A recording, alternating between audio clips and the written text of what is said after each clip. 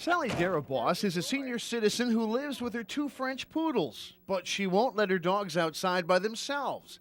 The problem is the dead skunk that's been in her yard for the last week. He just come to my yard and curled up and died. I got up and there he was.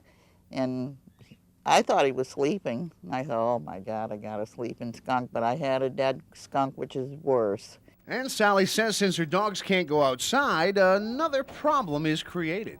They got to go in the garage and I got extra work, because I won't let them near the skunk.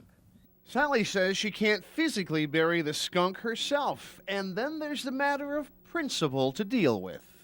Because I pay taxes, and I feel that when I pay taxes, someone should pick that animal up. Did you call anybody? Yep, I called the animal control and the DNR, and they told me that I had to hire pest control to pick it up.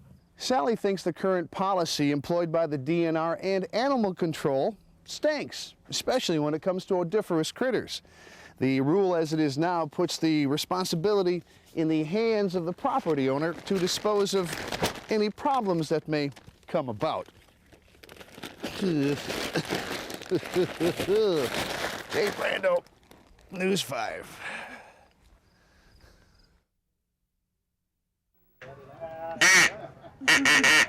Christopher Kramer just learned how to call a goose at a special clinic. But this guy can tell you the message sent out to the goose. I just said in goose, I said, come on down here, no, not over there, over here. The Saginaw Bay Waterfowl Clinic had a little something for everyone. Here, the young shooters learn safety and the sport of target shooting. We're just trying to have the kids have fun and show them how to shoot and just have a good time. What are they shooting here? They're shooting pellet guns, and we teach them safety.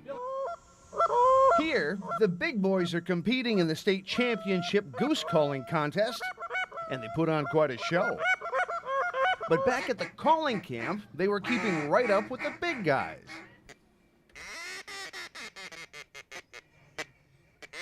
And when the big guys were done, it was Sean Stahl who took first place in the state competition for goose callers.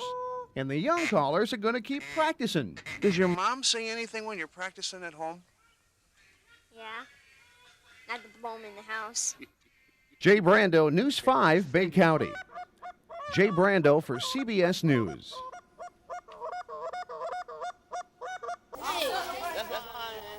Willie McQueen is like any other 7th grader. He just wants to be a regular guy, and he is. He goes to school every day and plays on the Flint Southwestern Academy football team. But Willie is different. He's got the biggest heart in the game of football, despite the fact that he has no legs. He lost them 6 years ago in a rail yard accident. But a little thing like that didn't stop him from hitting the field and trying out for the team. It was just like an ordinary day. It's just I had on equipment, going out there for the hit each other, trying to separate the men from the boys and see who see who tough out there. Which side were you on? The men? I was on the men's side. And this football player has a goal. Yeah, I got dreams about going to the NFL. He says when he gets there, he will break every record in the books for sacking the quarterback. How I'm gonna make it happen is try to get about 7 or 8 sacks a game and try to just concentrate on what I gotta do and don't be intimidated by the size and stuff. The coach says Willie is bringing out the best in all of his players. Can he play? Yes. There's no sympathy, no kind of anything remorse. It's the fact that he can play. And he gets out and he proves himself every play, and then we work with him on ways to adjust to things. And when I see him out there playing with that same courage, that same heart, and that same determination, it just gets me excited. Willie may not know it yet, but he is a role model for all of us. Don't feel sorry for yourself and just get out of the house. Just try it. If you want to try it, just try it, and then you probably would. Something good probably happen for you. Something good happened for you? Yes. What's that? Me playing football for Southwestern Academy. In Flint, Jay Brandow, WNEM 5 News. This is Grandma Burner. This is Grandma Burner's store. And this is Grandma Burner's ham. So good that her family now sells the hams to the public. But Grandma says she didn't expect all the hoopla over her ham. I knew there'd be some, but not this much. Grandma says she came up with the recipe by herself. Now everybody has a little secret something that they put in for that little extra special something. Would you mind telling me what that is? No. Grandson Todd Berner is the head ham watcher. Well, it's coming that time of the cooking where we want to make sure that the hams aren't getting too done, that they're getting ready to come out of the oven pretty quick, make sure that they're being cooked properly, and that they're staying nice and moist. It was Bill Berner who masterminded the plan to market Grandma's ham. And it got so that every time we had a get-together at the office or with friends, that they would request that I bring the ham. So I did. What's the secret ingredient? Can't tell you that.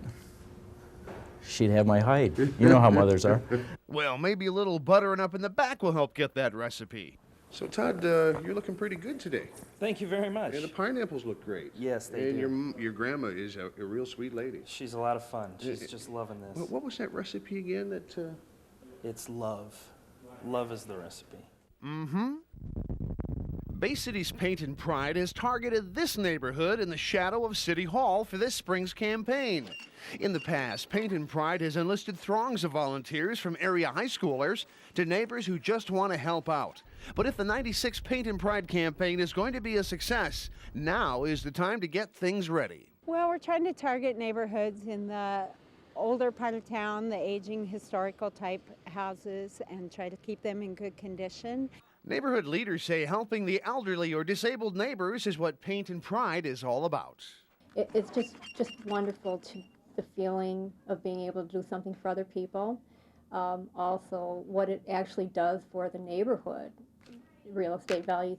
In addition to climbing real estate values, Bay City police say concerned neighbors and a fresh coat of paint is a great way to fight crime. In the past 6 years, the neighborhood's just changed tremendously. It's made it a great place to live. We still got our problems, and we're hoping to change it around, and I think this is another proactive way that we can help change the neighborhood around.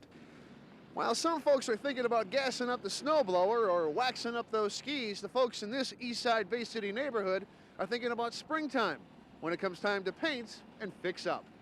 Jay Brandow, News 5, Bay City. Here are the rules for the Punchki contest. Every year on Fat Tuesday, the Punchki takes center stage. Loaded with nearly 600 calories each, these contestants chose the flavor they will be enjoying during their Punchki eating competition. The contestants are competing for first prize and $600 to go to their favorite charity. Go! In the spirit of competition, it's important to remember sportsmanlike conduct. And it's important to retain one's dignity and proper decorum while engaging in a Punchki eating competition. 3, 2, 1. And we must also remember that in this case, it's not how you play the game, it's whether you win or lose. The players had 2 minutes to see how many Punchkis they could stick in their cake hole. And wouldn't you know it, it was the skinniest guy there who ate the most. You're the skinniest guy here. And I beat you. I beat everybody. That's right. It's all about technique, man. It's all about technique. Just shove them in. Shove them in, drink lots of water, and you come out on top. Let's take a look at the instant replay. These are the best of the best when it comes to slamming Punchkis, and the style and technique is superb. The real winners are the charities who will be receiving the checks from the winners and the losers. Yep, charities are a very big part of Meyer. We want to give back to the community where we do our business. And all total, you gave how much to charity today? Roughly about $1,000, a little bit more than that. Have you had any Punchkis? No, I haven't yet. Jim? Maybe I'll have one later on. Well, the best this reporter could do was a second place finish, and the check goes to the Boys and Girls Club of Bay County. Now it's time for a nap. At Meyer in Saginaw Township, Jay Brandow, TV5.